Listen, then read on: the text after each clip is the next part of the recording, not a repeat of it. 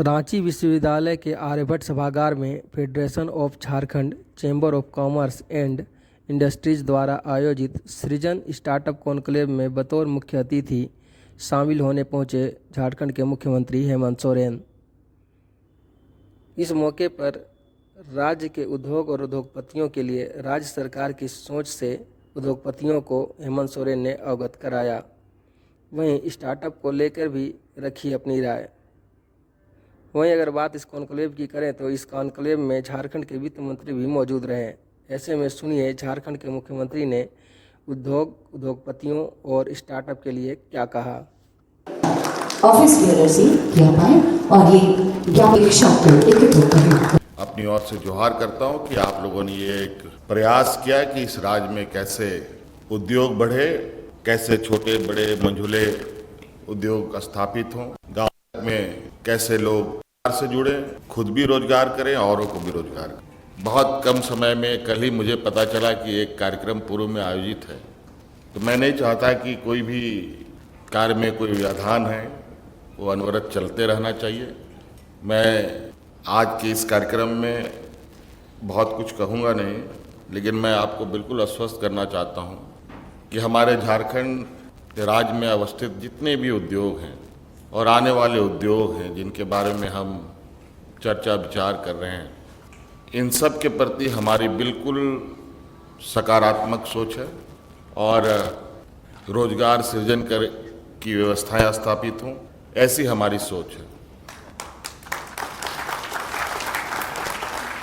हर कोई हर काम नहीं कर सकता और ये व्यवस्था ऐसी है कि कोई अकेले भी नहीं चल सकता।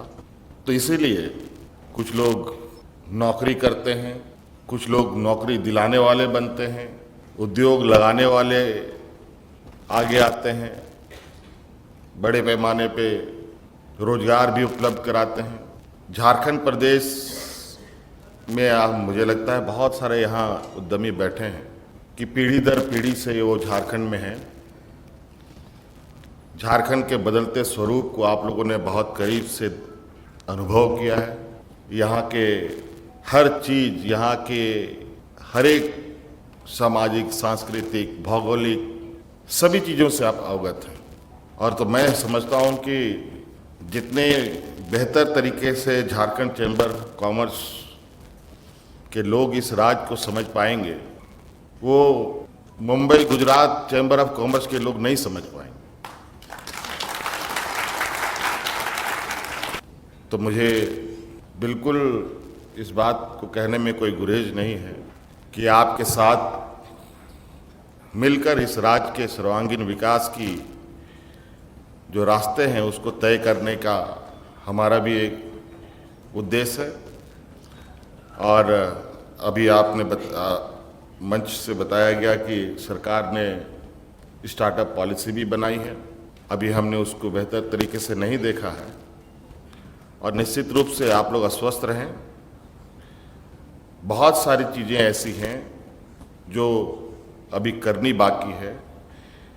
झारखंड प्रदेश तो कहा जाए कि आज के दिन में बिल्कुल इस क्षेत्र को लेकर बहुत चिंताएं नहीं की जा सकी, लेकिन ये भी बात सही है कि आज़ादी के बाद हमारे देश के नीति निर्धारकों ने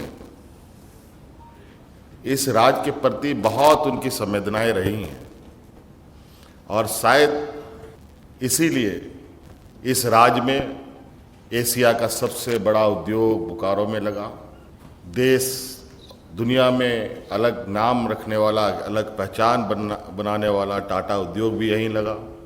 बिरला समूह की बहुत बड़ी उद्योग भी यहीं लगे।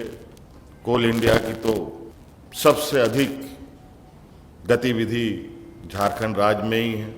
देश का पहला फर्टिलाइजर इंडस्ट्री हमारे राज्य में लगा। देश का पहला माइनिंग इंस्टीट्यूट इसी राज्य में रहा। उद्योग जगत को स्थापित करने के लिए पूरे देश दुनिया में जिसको उद्योग की जननी कहते हैं, एचएससी भी इसी राज्य में रहा।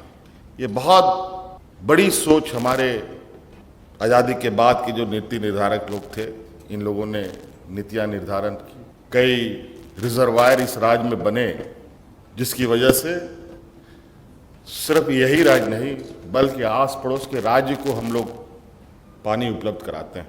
तो कई ऐसी चीज़ें हैं अगर हम उसको देखें, लेकिन ना जाने अचानक समय बीतता गया और जो चल पड़ी थी गाड़ी वो कहीं डिरेल हुई और नतीजा कई उद्योग बंद भी हुए, लोग बेरोजगार भी हुए और जो बड़े उद्योग लगे थे जिसको और बड़ा होना चाहिए था बल्कि वो धीरे धीरे सिकुड़ता चला गया। तो मैं ये चाहता हूँ कि हम ऐसी नींव डालें जिसकी उम्र पीढ़ी दर पीढ़ी उसका लाभ ले पाए। तो इसलिए आप लोगों के साथ बिल्कुल सरकार सकारात्मक भूमिका में रहेगी और आप अधिक से अधिक लोगों को रोजगार सृजन पर जो आपके सुझाव भी होंगे, जो भी सरकार का सहयोग होगा वो निश्चित रूप से सरकार प्रदान करेगी। इन्हीं बातों के साथ बहुत बहुत धन्यवाद, सबको जोहार।